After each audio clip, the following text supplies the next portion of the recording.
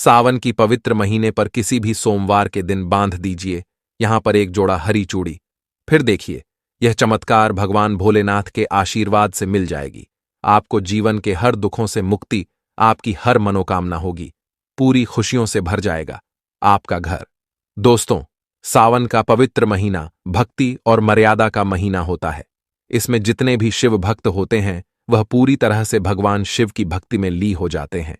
दोस्तों, यह महीना पूरी तरह से भगवान शिव को समर्पित होता है और वेद पुराणे के अनुसार सावन की पवित्र महीने का नियंत्रण पूरी तरह से भगवान शंकर के हाथों में होता है।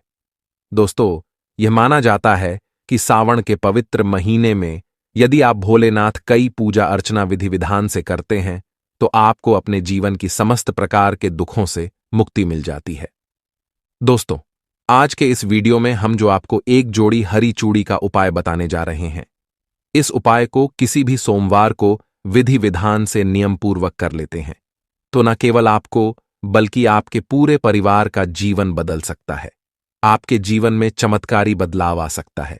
देखिए दोस्तों, सावन के महीने का विशेष महत्व होता है और इसके बारे में लिखा है कि सावन के महीने में ही समुद्र मंथन हुआ था जिससे माता लक्ष्मी जी उत्पन्न हुई थी और सावन महीने में ही माता लक्ष्मी जी को धन की देवी का दर्जा प्राप्त हुआ था।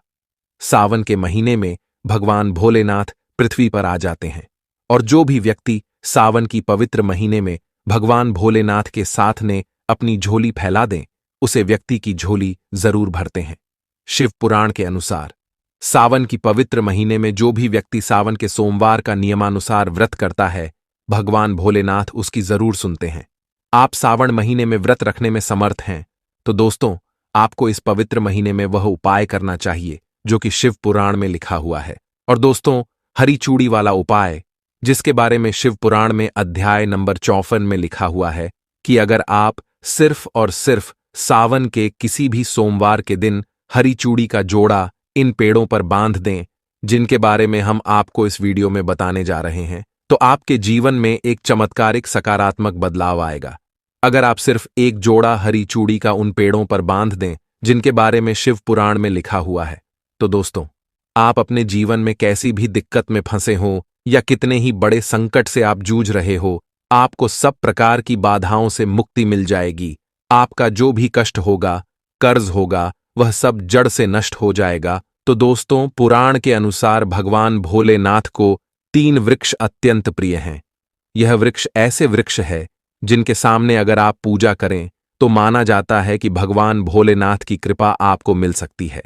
कहा जाता है कि इन वृक्षों का भगवान शिव ने खुद धरती पर भेजा था जग कल्याण के लिए। वृक्षों में कुछ ऐसे वृक्ष में हैं जिन पर स्वयं माता पार्वती और भगवान शिव का वास है। दोस्तों, एक बात का ध्यान रखिएगा कि भगवान भोलेनाथ जी यदि आप पूजा करेंगे तो आपको भगवान भोलेनाथ का आशीर्वाद तुरंत मिल जाएगा। लेकिन आपने पूजा करते वक्त कोई ऐसी गलती कर दी जो आपको नहीं करनी चाहिए तो भोलेनाथ जल्दी रुष्ट भी हो जाते हैं। इसलिए आपको हम जितने भी उपाय बताने जा रहे हैं, खास तौर पर हरी चूड़ी का उपाय, इसको आप बहुत ध्यान से सुनिए और विधि विधान से कीजिएगा। यकीन मानिए दोस्तों, अगर आपने नियम पूर्वक या उपाय कर दिया तो आपको अपने जीवन के हर कष्टों से, हर दुखों से तुरंत मुक्ति मिल जाएगी और आपकी जीवन की कोई भी मनोकामना होगी वह अवश्य ही पूरी होगी। तो दोस्तों, सबसे पहले वृक्ष है शमी का वृक्ष।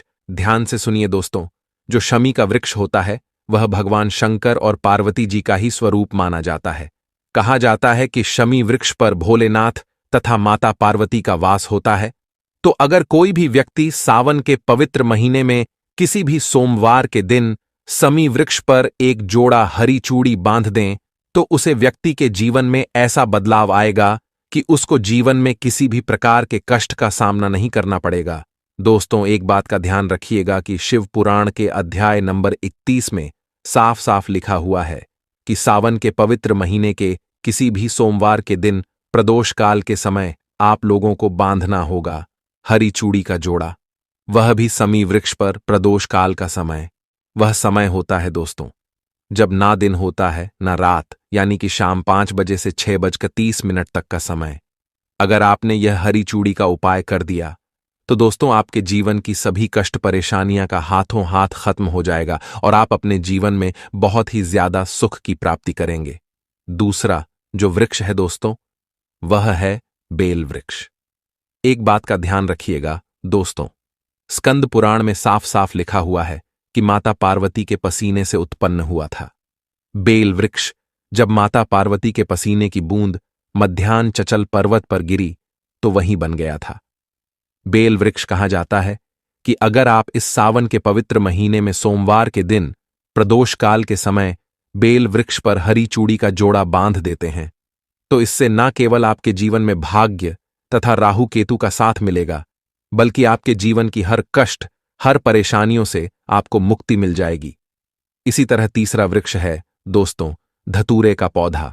अगर आपने सावन के किसी भी सोमवार के दिन धतूरे के पौधे पर हरी चूड़ी का जोड़ा बांध दिया दोस्तों, तो आपको भगवान भोलेनाथ की वह कृपा प्राप्त होगी जिसके बाद आपको अपने जीवन की हर कष्टों परेशानियों से छुटकारा मिल जाएगा।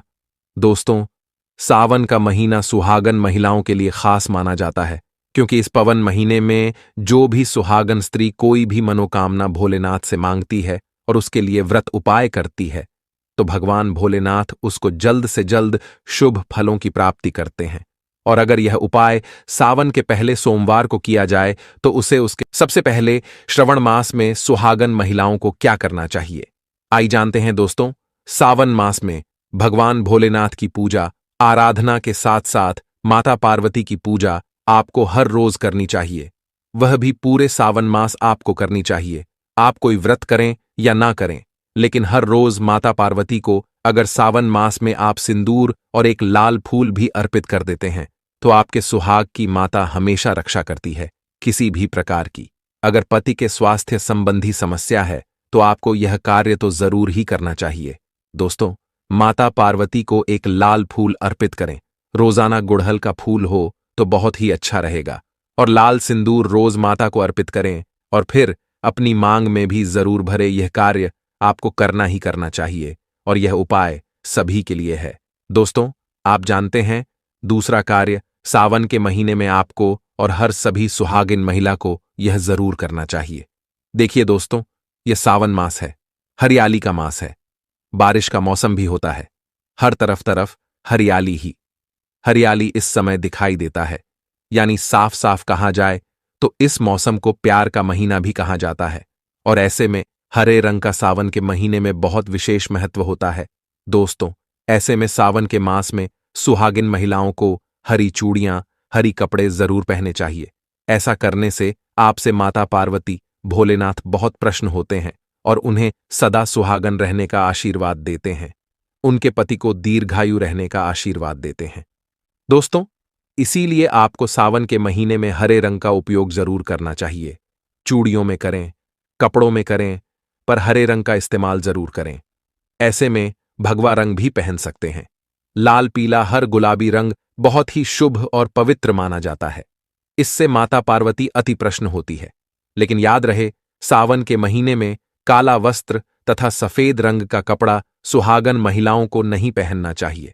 सुहागिन महिलाओं के लिए यह रंग अशुभ माना जाता है। दोस्तों तीसरा कार्य, सावन के महीने में किसी भी सुहागिन महिला का गला खाली नहीं रहना चाहिए। खास तौर पर हर सुहागन महिलाओं को सावन मास में मंगलसूत्र जरूर धारण करना चाहिए। यदि आपके पास अगर मंगलसूत्र उपलब्ध नहीं तो आप अपने गले में मोतियों के चयन भी पहन सकते हैं, लेकिन सावन के मास में महिला का गला बिल्कुल भी खाली नहीं होना चाहिए, और अगर मंगलसूत्र रहे तो आपको मंगलसूत्र पहन लेना चाहिए। दोस्तों खास बात का ध्यान यह रखें कि मंगलसूत्र कन्ही से भी टूटा हुआ ना हो। किसी भी प्रकार से अगर मंगलसूत्र में दिक्कत है तो उसे अच्छे से तैयार करवा ले, और इसके बाद उसे सावन के महीने में पूरे मास कम से कम आपको जरूर धारण करके रहना चाहिए। दोस्तों चौथा कार्य, सावन के महीने में भूलकर भी किसी भी सुहागिन महिलाओं को काला रंग के कपड़े नहीं पहने चाहिए। इस बात का ध्यान आपको खास तौर पर रखना चाहिए। देखिए, हमें हर रंग के कपड़े पहना है और पहने भी चाहिए, इसमें कोई दिक्कत नहीं होती। लेकिन सावन के मास में आप काला रंग के कपड़े ना पहने, आप किसी भी रंग के कपड़े पहने, लेकिन काला रंग के कपड़े तथा एकदम सफेद कपड़े खास तौर पर सावन मास में दूरी बना लें। दोस्तों 5वां कार्य, सावन के महीने में सभी सुहागिन महिलाओं को इस बात का ध्यान जरूर रखना चाहिए कि उनकी मांग हमेशा भरी रहे। दोस्त, सावन के महीने में सुहागिन महिलाओं को अपनी मांग कभी खाली नहीं रखनी चाहिए। जो भी सिंदूर आप लागती हैं, कोशिश तो यह करनी चाहिए कि जो आपके सुहाग का सिंदूर है, सावन मास में आप थोड़ा वह भी लगाएं। अगर आप पीला सिंदूर नहीं लगा सकते हैं तो आप कोई भी लाल सिंदूर अवश्य लगाएं। अगर आप ऑफिस जाती हैं तो ऐसे में जो भी सिंदूर आप लगाती हैं वह जरूर लगाएं। सावन मास में अपनी मांग कभी खाली ना रखें, ऐसा करना अशुभ होता है। तो आप इस बात का भी जरूर ख्याल रखिएगा दोस्तों। सावन मास में सिंदूर खरीदना, सिंदूर बांटना भी बहुत ही शुभ कार्य होता है, तो आप ऐसा भी कर सकते हैं। सिंदूर से जुड़ा कार्य पति पत्नी के जीवन में प्रेम को बढ़ाता है, सुख समृद्धि की प्राप्ति होती है, घर में गृह क्लेश नहीं होता दोस्तों। छठी बात, दोस्तों वैसे तो सावन के महीने में सुहागन महिलाओं के लिए वैसे तो श्रृंगार बहुत ज्यादा शुभ कार्य होता है, जो कि करना भी चाहिए। अगर पूरे मास में नहीं कर सकते हैं तो ऐसे में सावन के महीने में, जैसे हमने आपको बताया, मंगलसूत्र, सिंदूर, इनका ध्यान रखें और रंग का भी ध्यान रखें। जो भी आप कपड़े पहना है तो काले रंग के ना पहने। इस प्रकार से आप अपने पैरों में बिछिया और पायल आपको सावन मास में जरूर पहनना चाहिए। दोस्तों देखिए, घरों में जब महिलाएं पायल पहनती हैं तो बहुत ही अच्छा है। पायल में जो घुंघरू होते हैं तो उनकी आवाज से माता लक्ष्मी प्रसन्न होती है और स्वयं आपके घर पधार है और आपके पति को आशीर्वाद देती हैं। ऐसे में सावन मास में आपको जरूर करना चाहिए। आपके ऐसा करने से धन धान्य की कमी नहीं होती, तो ऐसे में खासकर अपने पैरों में बिछिया और पायल जरूर पहनकर रखें। दोस्तों 7वां कार्य, जैसे कि हमने बताया कि सुहाग की सामग्री को खरीदना बहुत ही शुभ कार्य होता है। आप अपने लिए जितना हो सके सुहाग की सामग्री खरीदें और हो सके तो सावन के पवित्र महीने में सुहाग की सामग्री दान अवश्य करें। आप चाहे तो रिश्तेदारों में बांटे, पड़ोसियों को बांटे तथा अपने परिवार में बांटे। अन्य लोगों को सुहाग की सामग्री जैसे सिंदूर, बिंदियां, हरी भरी चूड़ियां, बिछिया, पायल, इस प्रकार की चीज आपको ज्यादा से ज्यादा लोगों को दान देनी चाहिए या उपहार में देनी चाहिए। याद रखें, अपने खुद का मेकअप कभी किसी को दान ना करें। दोस्तों 8वां, सावन के महीने में हर विवाहित महिलाओं को हाथों में मेहंदी जरूर लगानी चाहिए। ऐसा करना बहुत ही शुभ माना जाता है। माता पार्वती का आशीर्वाद प्राप्त होता है। ऐसी सभी चीज सुहाग की निशानी होती है। और सावन के मास में माता पार्वती की पूजा की आराधना के साथ साथ अगर हम इन कार्यों को करते हैं तो इससे माता हम पर प्रसन्न होती है और हमें मनचाहा आशीर्वाद देती है। दोस्तों ऐसे में आपको यह सभी कार्य करने हैं जो कि बहुत ही छोटे हैं और बहुत ही सरल है, जो कि आसानी से आप कर भी सकते हैं।